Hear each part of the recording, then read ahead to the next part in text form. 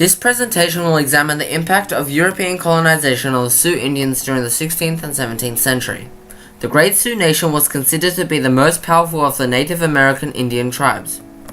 The Sioux are situated in Central America. Here is a magnified image of the location of the Sioux tribes.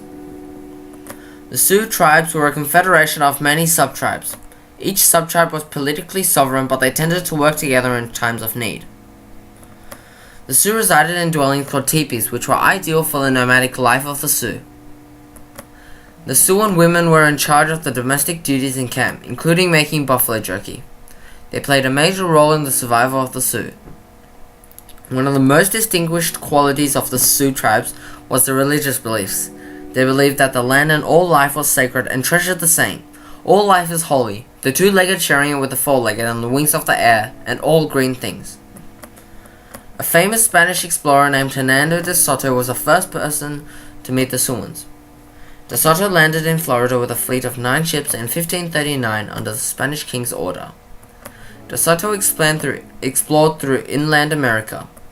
Finally, in 1541, the explorers on the expedition became the first Europeans to see the Valley of the Vapors, where they met the Siouans. De Soto and his men stayed just long enough to claim the area for Spain. The Spanish came to America not to create a new world, but to find resources to build upon an old one. The original intent of the Spanish was to expand their land for God, gold, and glory. They wanted to convert all indigenous people to Christianity to bring order to the New World. The discovery of gold in the area attracted more and more explorers to the area. The Spanish were also attracted by the vast landscapes of the area and wanted to conquer it for the expansion of their empire. Both sides benefited from trading. The Siouans traded buffalo skins for new food and technology from Europe. The Siouans believed that all land was sacred and holy, and that everyone was allowed on the land. When De Soto came to America and met the Siouans at the Valley of the Vapors, they agreed to lay down their arms and join in the healing waters in peace. The Siouans accepted the Europeans into their culture and taught them hunting methods and how to make bows and arrows. As more Europeans flocked to America looking for valuable resources, the Siouans were driven out of the area as they foraged for gold. The Siouans began to see the evil intention of the Europeans and declared war on them.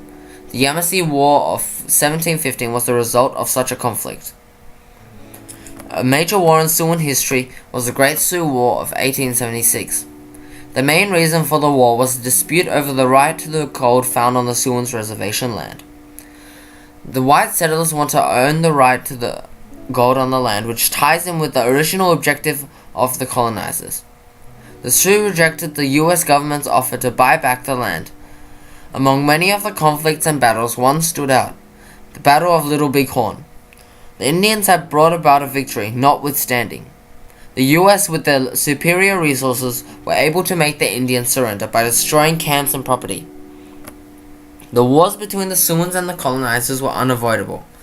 On one hand, it is human nature to be greedy, especially when the colonizers faced weak opponents like the Siouans, who didn't have very advanced weapons and no military, so the colonizers believed the Siouans could be easily overpowered and driven out of the land.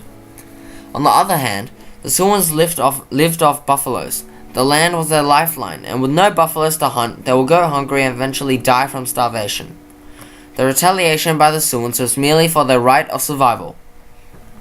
The European colonization of the Americas changed the lives and cultures of the Native Americans forever. Trade was such an important part of the colonization process. Skins were traded for many different items such as guns, sugar, and livestock. The Sioux enjoyed the benefits of trading.